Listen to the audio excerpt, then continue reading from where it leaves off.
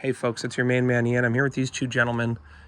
Good. And these guys were barking, jumping on people, getting into scuffles occasionally, pulling the owners down the street. Good. They even kind of have a separation anxiety from each other, where if you start playing with one of them, the other one starts barking and whining and carrying on. You know, in fact, when they came here, it was a struggle to work with them both, because you start working with one, the other one would get jealous, start working with the other one, this one get jealous, and vice versa. And so a lot of times people are going, Eric, how do I stop these behaviors? This is kind of driving me crazy, you know? Place. And I'll tell you what, guys, if you have a multi-dog household and you want to make your life easier, you want to set your dogs up to be like my own dogs, which are like self-driving Teslas most of the time, you got to get 2 crates, and you have to start conditioning your dogs to be in the crate in your house as the norm, rather than them roaming around the house together as the norm. So, you know, right now, these guys, as well as a lot of people with multiple dogs, the dogs, most of the time, they're roaming around the house together. And what we need to do is we need to put a stop to that when we have 2 dogs that, aren't listening when they're together, or they're getting into mischief together. We need to really, break that relationship up that is it was really actually unhealthy. It's an unhealthy relationship that our dogs are involved in with each other, where they're supporting each other in doing bad behaviors, okay? So when we proactively put them in the crate, not as a punishment, but we go, guys, look, we're going to reset things. Most of the time, we're going to be calm in the house. Good. And to make that very clear for you, no, place. To make that very clear for you, we're going to have you in crates. And we're going to have you out one at a time, sometimes, and sometimes we're going to have you out together. And if one of you is roaming and the other one's in a crate, that's just how it's going to be. No, place. And if one of you learns how to settle and be easier to handle in the house, well, then you're going to be the one who's out more. No. And if one of you, sit. Good.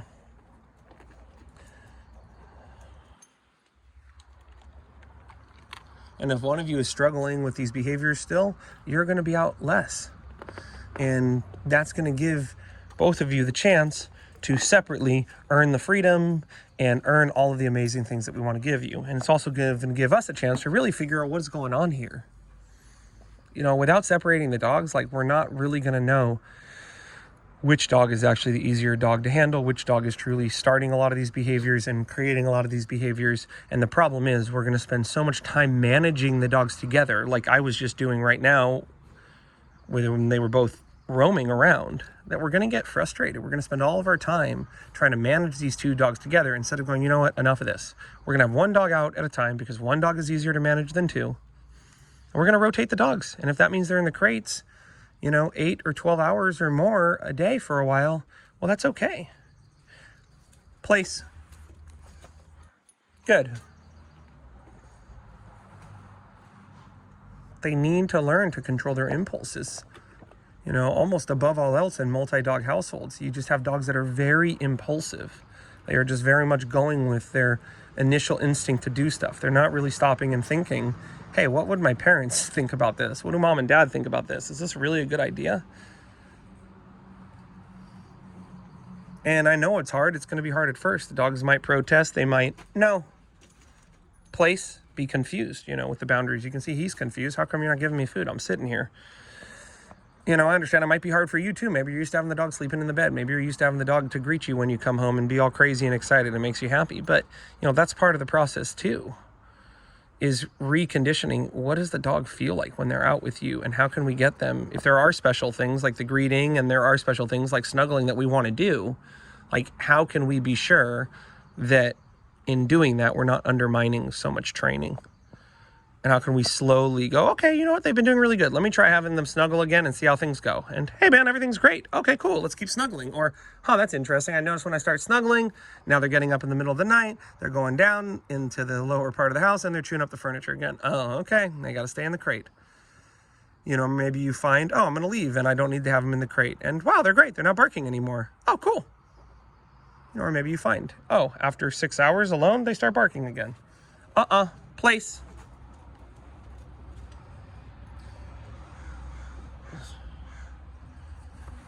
But more than anything, it's just taking control of the household and just being very clear. Look, guys, at the end of the day, the humans are the ones who are in charge. They're the most important ones to pay attention to. No, you can see with this guy, he's just literally staring at my hand. He just like doesn't even think I'm a human. He's just like, oh, there's a hand with food. I follow the hand around, I get food. It's like, no, dude, you look up at me in my eyes, you look at the big picture. What am I saying? What am I doing? And you really focus hard on trying to figure out how to do what I would like you to do so you can get to do what you want to do. You know, and this gentleman just laid down there, which I'm proud to see. No. Down. No. Down.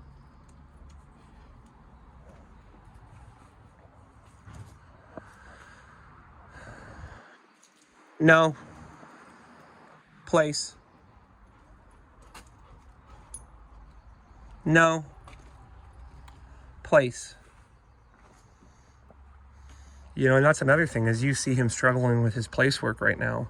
When I condition the dog to stay in their crate, when I condition them to be calm in the crate, quiet in the crate, content in the crate, it's going to be so much easier to have them practice staying in their beds.